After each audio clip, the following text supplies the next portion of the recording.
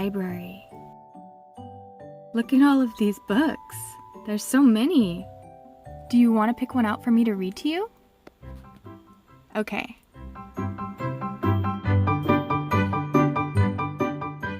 Hey, look, it has your name on it, Asher.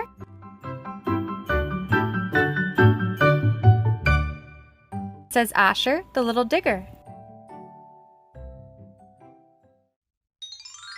Dear Asher, this book was made just for you. You are the main character, so enjoy the magic as you read. Lots of love, Asher's Day.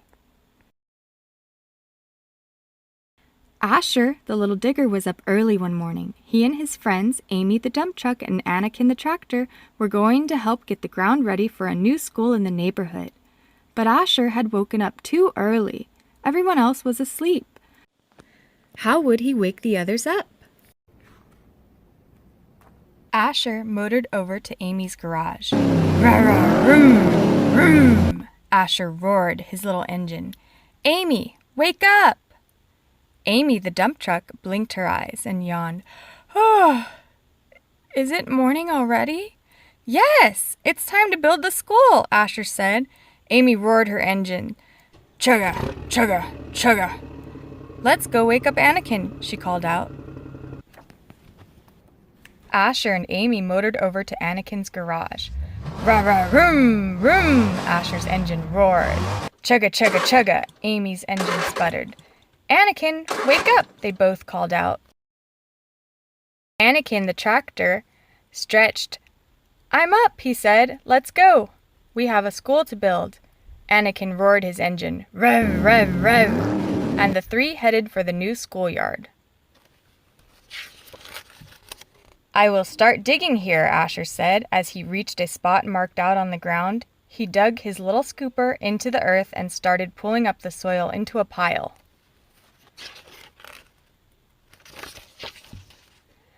I will scoop up the dirt, Anakin said, lowering his tractor bucket and lifting up the dirt. Place the soil into my dumping bed, Amy said, moving closer to Anakin. When Amy's dumping bed was full, she drove to a field not too far away and emptied the truck. The workers would use that dirt later in building the school. The three machines worked hard. A whistle blew at noon. It was time for a break. We have done a lot so far, Asher said as they sat under a shade tree. It is good that we work so well together. Yes, Anakin said. We could not do this on our own. Teamwork is best, Amy told them. Soon the whistle blew again. Time to get back to work, Asher said. We have a school to build. Amy roared her engine. Chugga, chugga, chugga. Anakin roared his engine. Rev, rev, rev. And Asher roared his engine. Rah, rah, room, room. They were happy they could work together to build a place that kids could enjoy. The end. Thank you guys so much for being here and for listening to the story, Asher, the Little Digger. 5 little ducks went out to play, with one cool cat leading the way.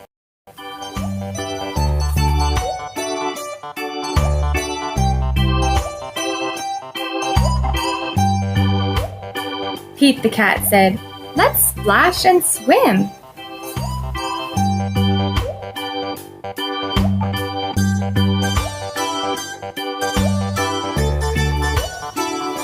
But only 4 little ducks jumped in.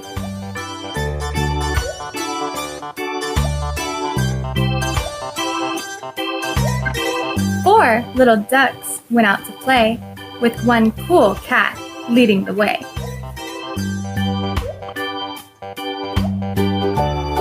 Pete the cat said, "Let's jump and hop."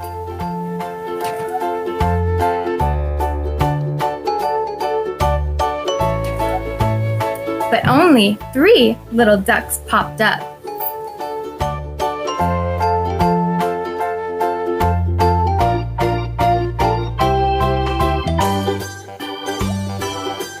Three little ducks went out to play, with one cool cat leading the way. Pete the cat said, Let's try the swings.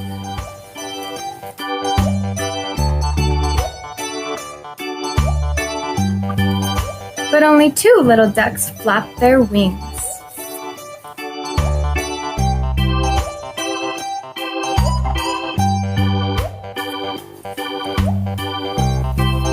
Two little ducks went out to play with one cool cat leading the way. Pete the cat said, "Let's run inside."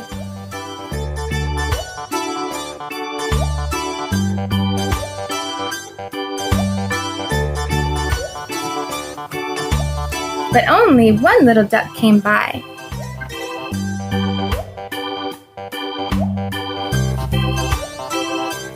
One little duck was there to play with one cool cat this rainy day. Pete the cat said, "It's me and you."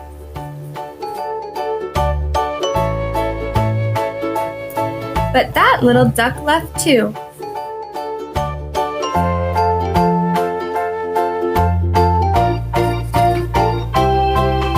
Sad Pete the cat went out to play, but all of the ducks had gone away.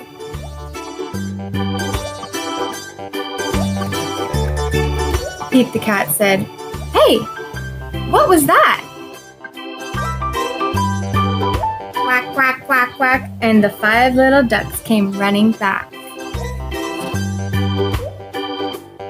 5 little ducks all yelled, "Hooray!" They made Pete a treat that day. Pete the cat said, "Let's all have fun."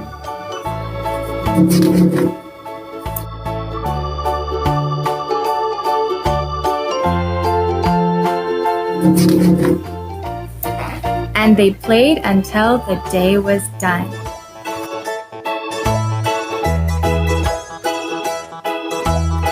Thank you so much for joining us on Bedtime Stories on Asher's Day. If you liked the story, please give that button a smash for Ash, and also give that subscribe button a smash for Ash if you're not a subscriber. And we'll see you next Friday. Bye, kids.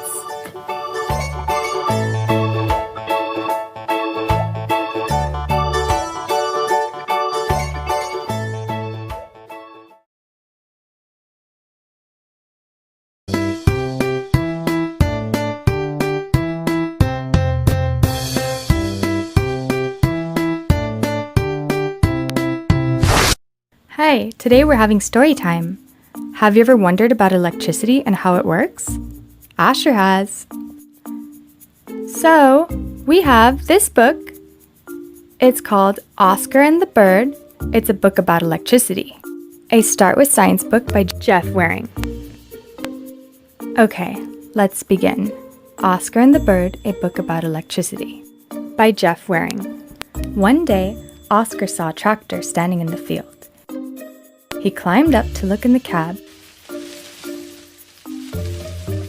when suddenly the windshield wiper started to move. Swish, swish.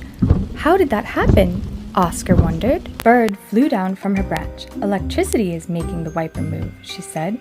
You must have pressed the switch by mistake. What's electricity? Oscar asked.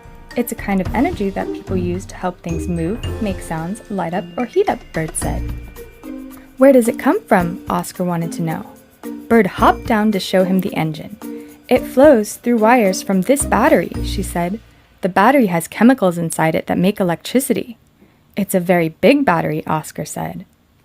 It's a big battery for a big tractor, Bird said. Batteries come in all shapes and sizes. Even a tiny one can make electricity. And she told Oscar about some other machines that are powered by batteries. Can you think of some things that are powered by batteries, Asher? Yeah. What about your Power Wheels car? Yeah, that uses electricity too. Together, these 2 small batteries can make a strong beam shine from a flashlight. This rechargeable battery has powerful chemicals inside it that can make electricity strong enough to move a toy.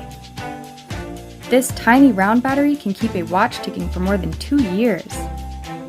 This long, slim battery is powerful too, and light, just right for machines you carry around and use a lot, like mobile phones or an MP3 player. Why doesn't the windshield wiper move all the time? Oscar asked.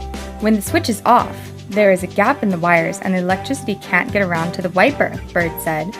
When you press the switch on, the wires join up and the electricity can cross the gap and move the wiper. Switch on. Does everything in the tractor need electricity to work? Oscar asked. Some things need electricity, said Bird, like the lights, the radiator, and the wiper. The engine needs electricity to start too, but it needs gas to make the tractor move. Oscar looked up. Does electricity flow through those wires as well? He asked Bird. Yes, Bird answered. Does that electricity come from a battery too? Oscar asked. No, Bird said. It comes from a power station. It's going to the town so that people can light and heat their homes. I want you in the sky. Why are the wires in the sky? Oscar asked that too. So that they're out of reach and you'll be safer, Bird said. They carry lots of electricity, and it would be very dangerous if it flowed through you. You should never touch a wire, Oscar. Just then, in the distance, they could see flashes of lightning. Lightning is electricity too, Bird said. There is a kind of electricity all around us, but most of the time we don't see or notice it. Over on the hill, the blades on the wind turbines were turning in the wind. Is electricity helping them move? Oscar asked Bird. No, Bird said. It's the other way around. The wind turns the blades and the movement makes electricity. Then it started to rain. Oscar and Bird rushed back to the tractor. Swish, swish. The wiper is wiping the water away so that we can see out, Bird said. Then let's not turn it off yet, Oscar said. Thinking about electricity, in the fields, Oscar found out what electricity is for. Electricity is energy we use as power to help us do things, like give light when it is dark, or clear away rain, or play music. Think of some things you use every day. Which ones need electricity to work? Can you think of something?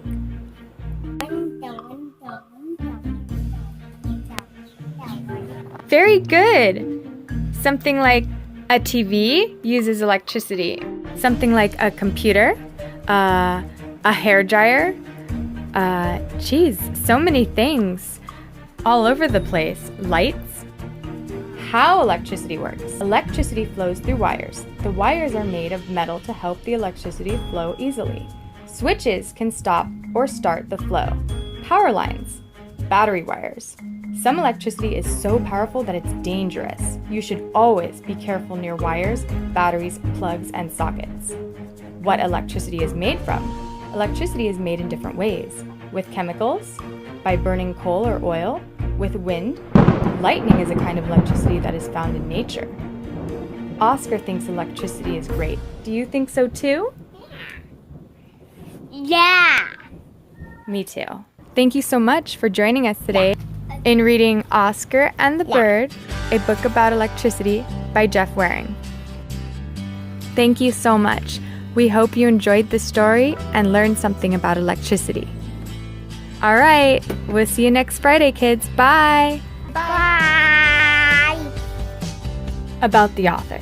Jeff Waring studied graphics in college and worked as an art director of British Vogue. He is currently creative director of Glamour magazine. He is the illustrator of Black Meets White by Justine Fontes. He says that the Oscar books are based on his own cat, Oscar. Jeff Waring lives in London.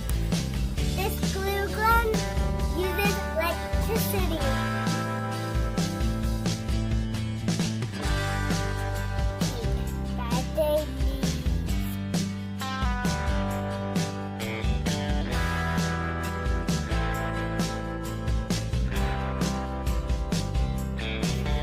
And should you ever play with batteries? Good. You guys know that batteries are not a toy and they can be very dangerous. Well, you should never put them in your mouth. Yeah, if you never swallow them, never put them in your mouth. Never lick them. Yeah, and Never try to bite them. exactly. And if you see a broken one, they have battery acid and they can hurt you. But yeah, that's right. A flashlight takes batteries.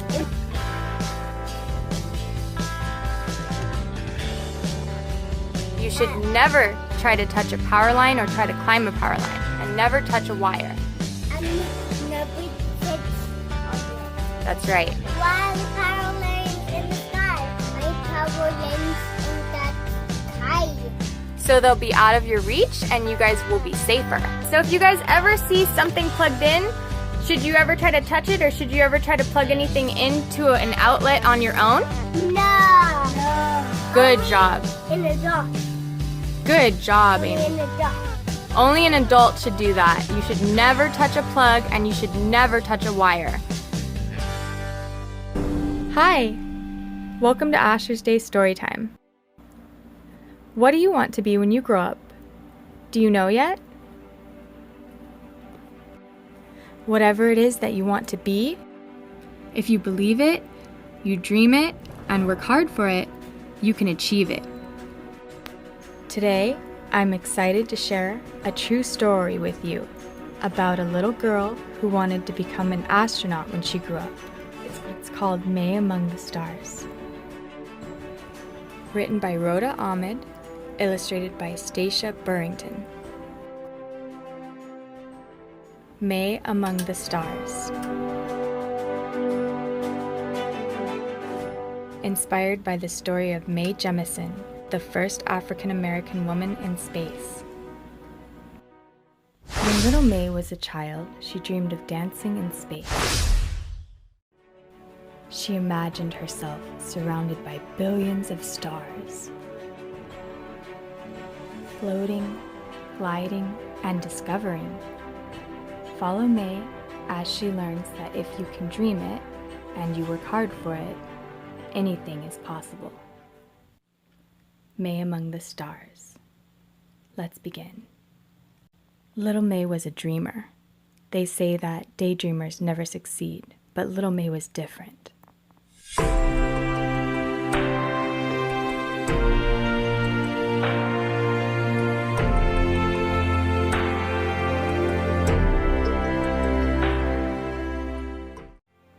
One day, May was working on an assignment for school about what she wanted to be when she grew up. What will you tell them, May? I will tell them I want to see Earth.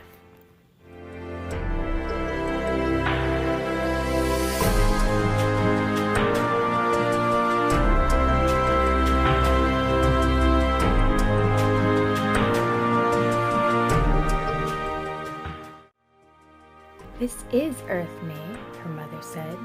The flowers, the grass, the forest, and the mountains. We live on Earth. But I want to see Earth from out there.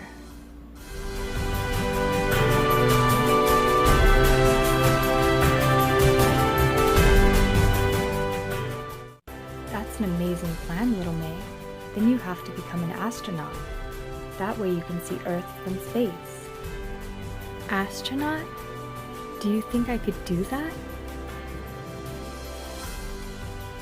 Of course you can. If you can dream it, if you believe it, and work hard for it, anything is possible.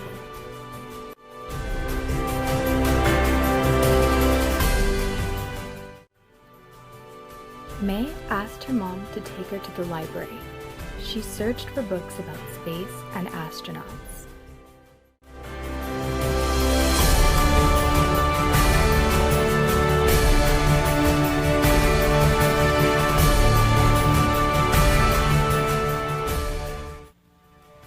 After dinner, May drew pictures of space, and she even made her own astronaut costume out of old orange curtains and cardboard boxes.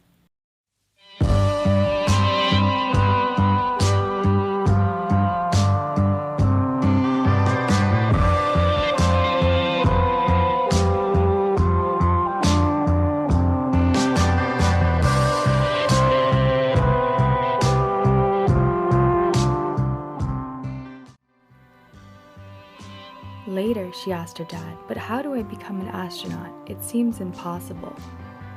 "You will find your way, May, because if you dream it, if you believe in it, and work hard for it, anything is possible."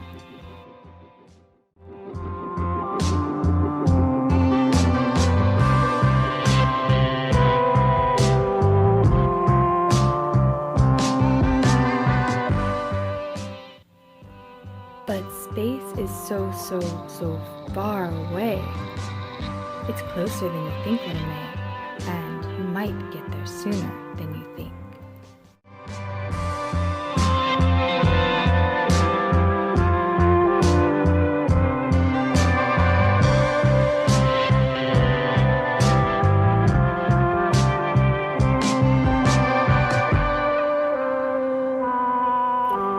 night, May had a happy dream. She was dancing in space, surrounded by billions of sparkling stars. Below her, she could see Earth floating and turning like a shining crystal ball.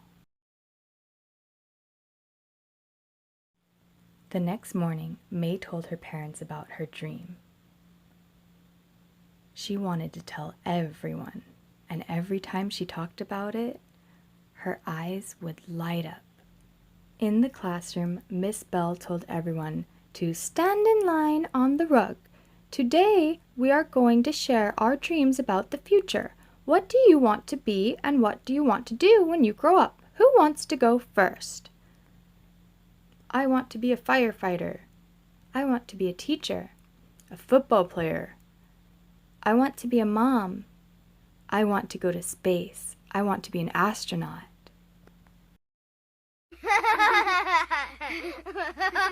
All the kids started laughing. Miss Bell asked, May, are you sure you don't want to be a nurse? Nursing would be a good profession for someone like you. I don't want to be a nurse. I want to be an astronaut.